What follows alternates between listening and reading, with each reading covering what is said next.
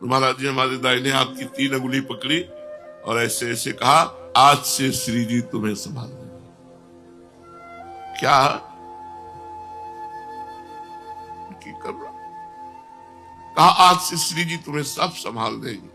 और दूसरे दिन गए, महाराज जी से कहा, सर्वम खलविदम ब्रह्मणे नानास्ति किंचन, ये हमारा लक्ष्य है, आपका क्या लक्ष्य? राधा वल्लभी संप्रदान। बोले सर्वान्वस्ततया निरीक्ष परम स्वाराध्य।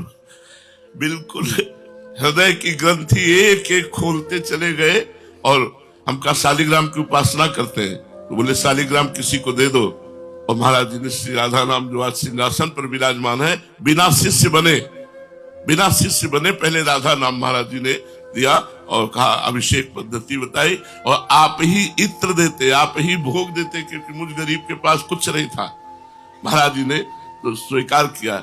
1 वर्ष तक इस तरह पूज्य गुरुदेव भगवान के सानिध्य और सेवा में अब हमारे हृदय में लालसा उठी। हमका महाराज जी हमें निज मंत्र की प्रबल इच्छा है और आपके ही चरणों से। महाराज जी एकदम नहीं, हम किसी को शिष्य नहीं बनाते, हमारा कोई शिष्य नहीं, हम किसी से ये बात करनी हो तो कल से बताना। और एकदम घबरा गए हम कि महाराज जी ऐसा। फिर धीरे से महाराज जी आचार्य परंपरा में यदि आपको मंत्र न मिला होता तो आप कैसे चलते? बहुत प्रवीण, मतलब बातचीत में तो प्रवीण थे ही। तो कहा महाराज जी अगर आप नहीं देंगे तो परंपरा कैसे चलेगी? आचार्य ने तो परंपरा चलाने के लिए ये दिया है। थोड़ी देर चुप रहे, बोले दे सकते हैं, लेकिन गोस्वामी जी लिखित आदेश करें तब।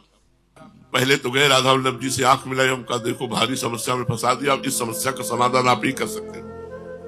पूज्य गोस्वामी जी बड़ी मस्ती में बैठे थे, गए हम दंडवत किया, बोले कैसे? हम कहा ठीक है महाराज जी वो निज मंत्र। बोले हाँ, ये अभी हरिवंश महाप्रभु का जन्म उत्सव आता है, इसी में दे देंगे।